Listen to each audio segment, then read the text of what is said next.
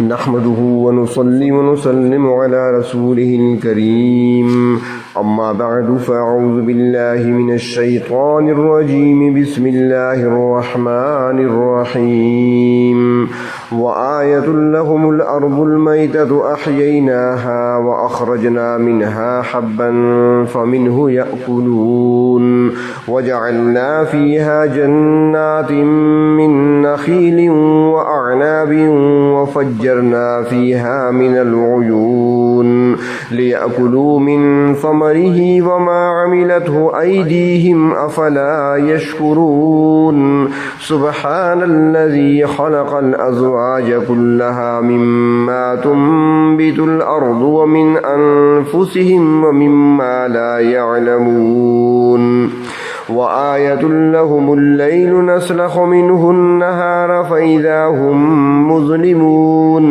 والشمس تجري لمستقر لها ذلك تقدير العزيز العليم والقمر قدرناه منازل حتى عاد كالعرجون القديم لا الشمس ينبغي لها أن تدرك القمر ولا الليل سابق النهار وكل في فلك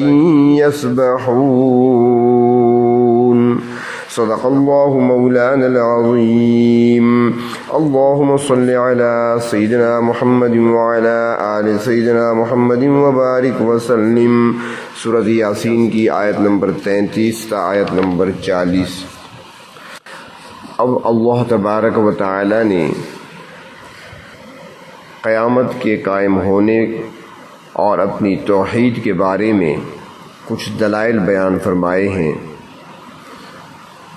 اگر انسان غور و فکر کرے تو قیامت کا آنا اور اللہ تبارک و تعالیٰ کی وحدانیت کو سمجھنا انسان کے لیے آسان ہو جاتا ہے۔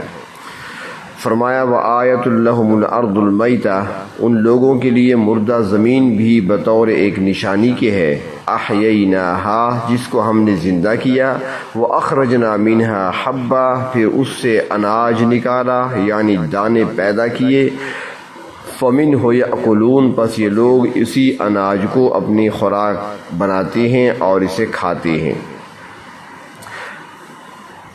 اللہ تبارک و تعالی نے زمین کا اور زمین کی زندگی کا، زمین سے اناج کے نکلنے کا تذکرہ قرآن حکیم میں مختلف مقامات پر فرمایا ہے۔ بہت سے مقامات پہ فرمایا کہ ہم نے آسمان سے پانی برسایا اور پھر اس سے مردہ زمین کو زندگی عطا کی، اور پھر اسی زمین سے ہم نے اناج، غلہ، پھل اور پھول پیدا کیے اور تمہارے جانوروں کے لیے چارہ بھی پیدا کیا۔ جہاں جس قدر پانی کی ضرورت ہوتی ہے اسی قدر پانی برسا کر بنجر زمین کو سرسبز و شاداب بنانا یہ صرف پروردگار عالم کا کام ہے، اور کوئی بھی اس کام میں نہ دخل اندازی کر سکتا ہے اور نہ کوئی پروردگار عالم کے ساتھ اس کام میں کوئی شریک ہے۔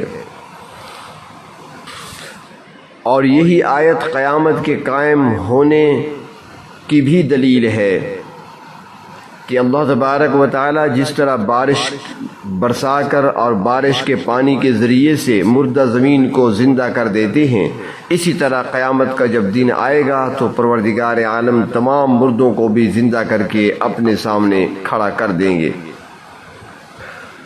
اور فرماتے ہیں کہ جس طرح اللہ تعالیٰ خشک زمین کو، بنجر زمین کو تر و تازہ کر دیتے ہیں، اسی طرح جب وہ اپنی مہربانی فرماتے ہیں تو پھر مردہ دل بھی نور ایمان اور نور ہدایت کے ذریعے سے زندہ ہو جاتے ہیں، اور وہ روحانی زندگی ہوتی ہے، اور پھر اس میں اطاعت کا بیج پڑتا ہے اور اسے روحانی غذا بھی ملتی رہتی ہے۔ تو فرمایا وَجَعَلْنَا فِيهَا جَنَّاتٍ مِّن نَخِيلٍ وَأَعْنَابٍ، ہم نے اس زمین میں کھجوروں اور انگوروں کے باغات لگائے، وَفَجَّرْنَا فِيهَا مِنَ الْعُيُونِ، اور پانی کی ضروریات کو پورا کرنے کے لیے زمین میں چشمے بھی جاری کر دیے،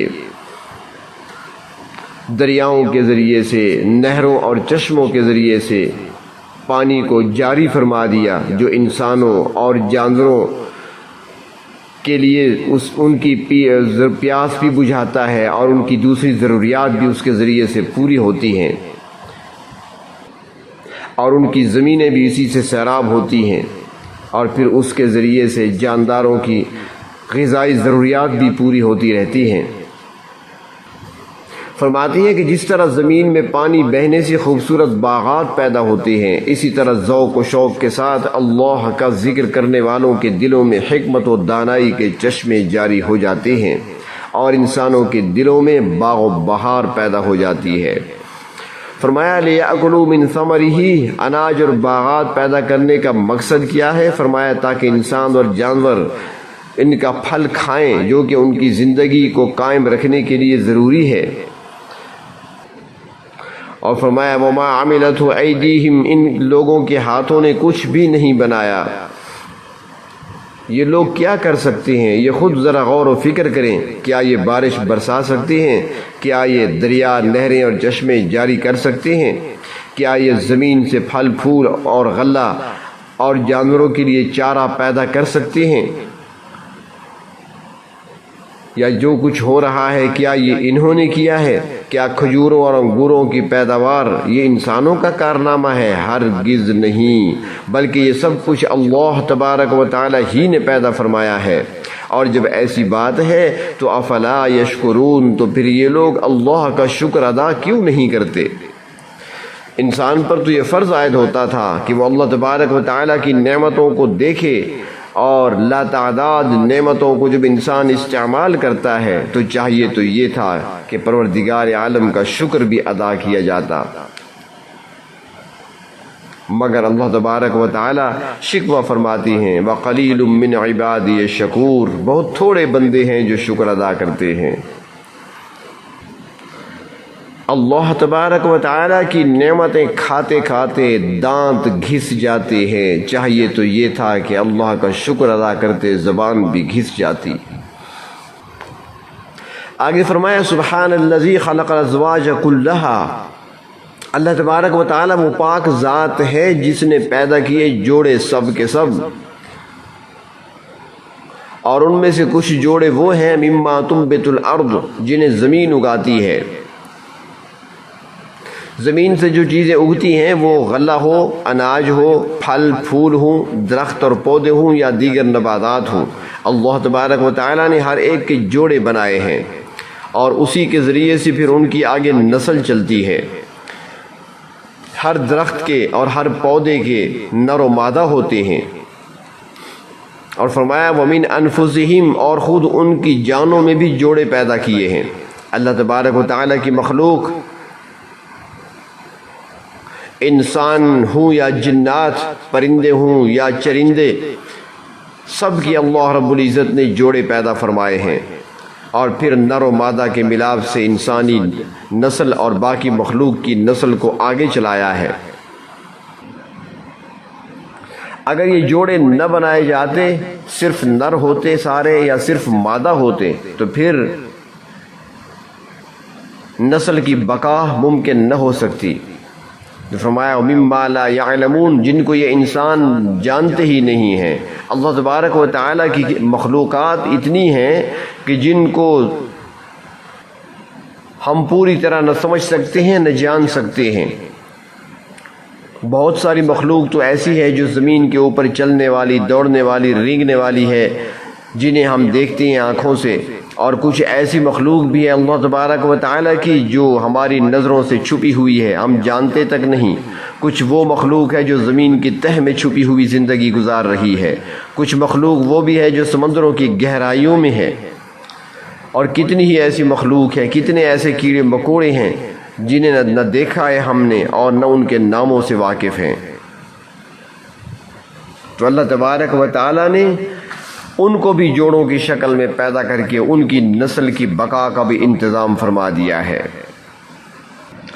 اور جس طرح اللہ تبارک و تعالیٰ نے اپنی مخلوق کے جوڑے بنائے ہیں، اس طرح چیزوں کے بھی جوڑے ہیں۔ مثلاً نیکی اور بدی ہے، معروف اور منکر ہے، اندھیرا اور اجالا ہے، یہ سب جوڑے ہیں۔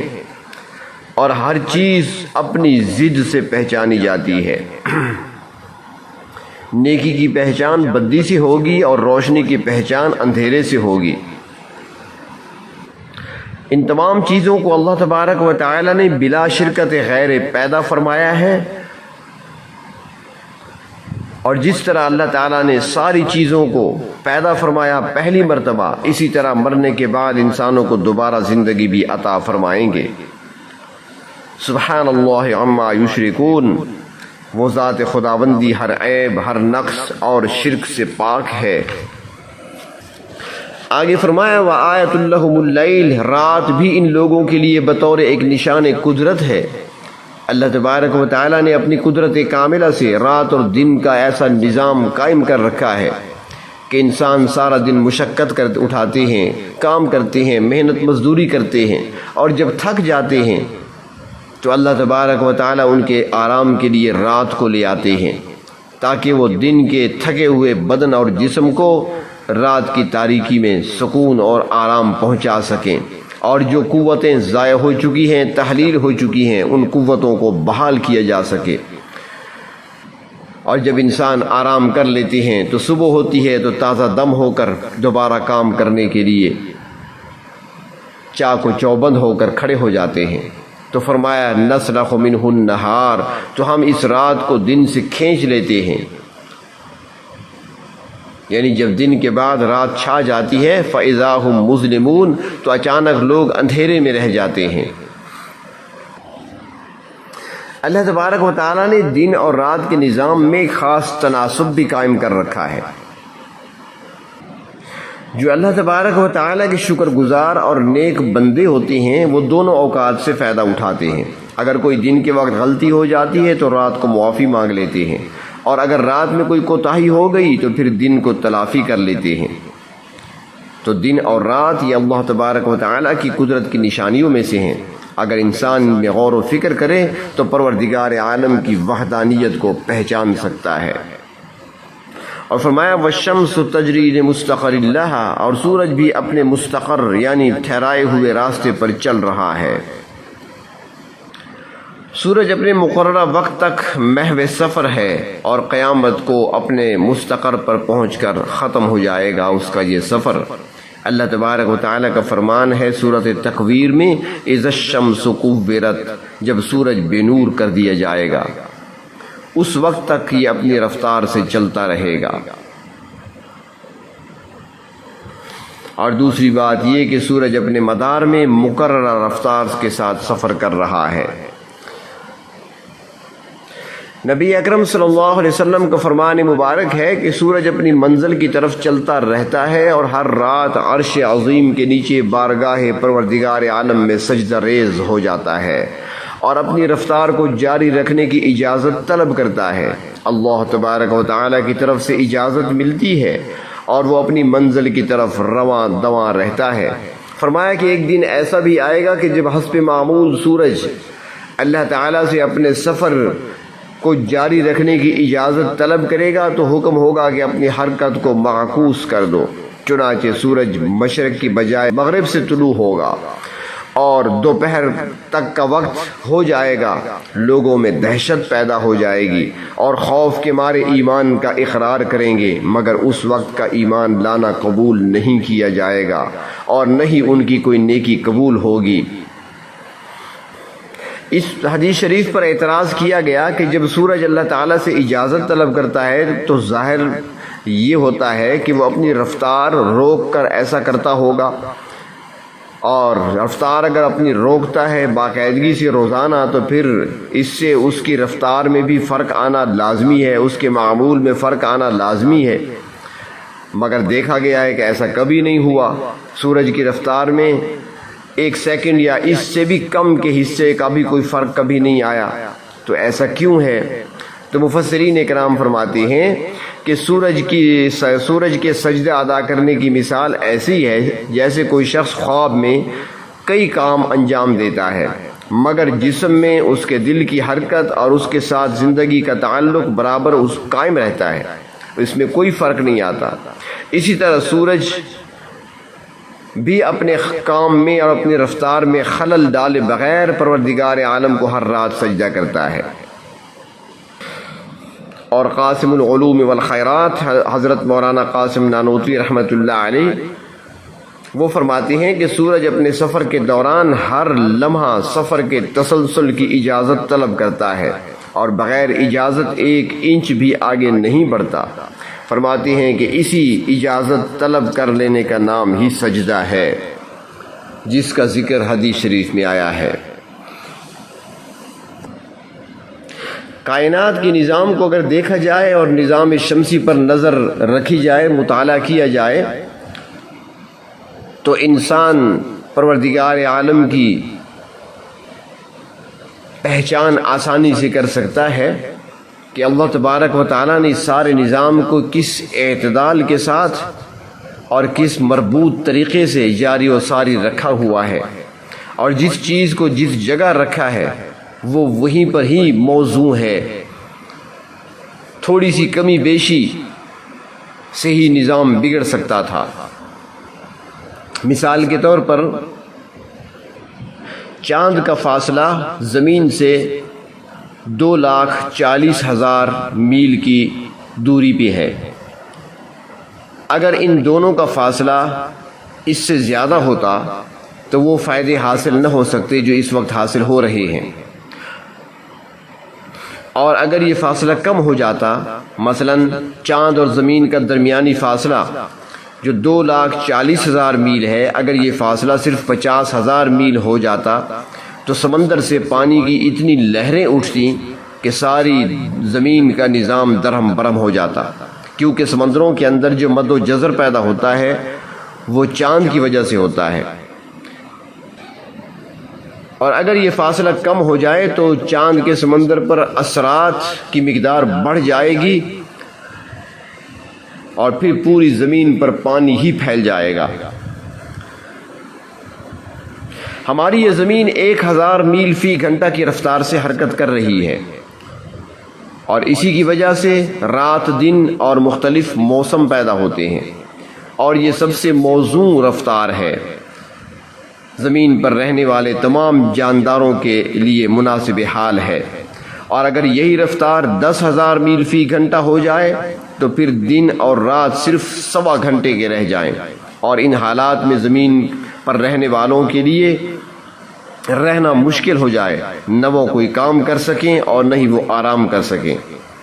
اور پھر اگر زمین کی رفتار 100 میل فی گھنٹہ ہو جائے تو پھر 120 گھنٹے کا دن اور 120 گھنٹے کی رات ہو جائے، اور اتنا لمبا عرصہ 120 گھنٹے سورج کی تپش پر زندگی گزارنا کتنا مشکل ہو جاتا، اور رات اتنی لمبی ہوتی کہ پورے نظام کو ہی منجمد کر کے رکھ دیتی، اور ساری زندگی کا نظام ہی ٹھپ ہو کر رہ جاتا۔ تو اللہ تبارک و تعالیٰ نے زمین کی، چاند سورج کی اور باقی سیاروں کی جو رفتار مقرر فرمائی ہے وہ موزوں ترین رفتار ہے۔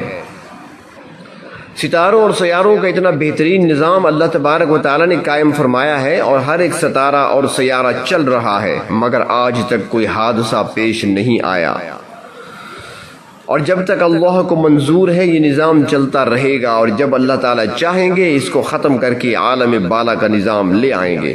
فرمایا ذالک تقدیر العزیز العلیم، غالب اور علم والے پروردگار کا ٹھہرایا ہوا اندازہ ہے جس کے مطابق یہ سارا نظام کام کر رہا ہے۔ وہ فرمایا کہ والقمر قدرناہ منازل حتی عاد کالعرجون القدیم، سورج کی طرح ہم نے چاند کی بھی منزلیں مقرر کر رکھی ہیں، حتیٰ کہ وہ چلتے چلتے پرانی ٹہنی کی طرح دبلا پتلا ہو جاتا ہے، اور پھر بڑھتے بڑھتے پورا چاند ہو جاتا ہے، اور اس کے بعد پھر گھٹتے گھٹتے باریک سی شاخ کی مانند ہو جاتا ہے۔ فرمایا سورج اور چاند کا یہ نظام اس طریقے سے مقرر کیا گیا ہے کہ للشمس ينبغي لها ان تدرك القمر، کہ سورج چاند کو نہیں پہنچ سکتا، ولا الليل سابق النهار، اور نہ رات دن سے پہلے آ سکتی ہے، بلکہ وكل في فلك يسبحون، ان میں سے ہر ایک اپنے اپنے مدار میں چل رہا ہے۔ یہ سارے ستارے اور سیارے آسمانوں سے نیچے فضا میں تیر رہے ہیں۔ اللہ تبارک و تعالی جب تک چاہیں گے یہ اپنے مدار میں گردش کرتے رہیں گے۔ اللہ تبارک و تعالی قرآن حکیم کو سمجھنے کی اور اس پر عمل کرنے کی توفیق عطا فرمائیں۔ وآخر دعوانا ان الحمد للہ۔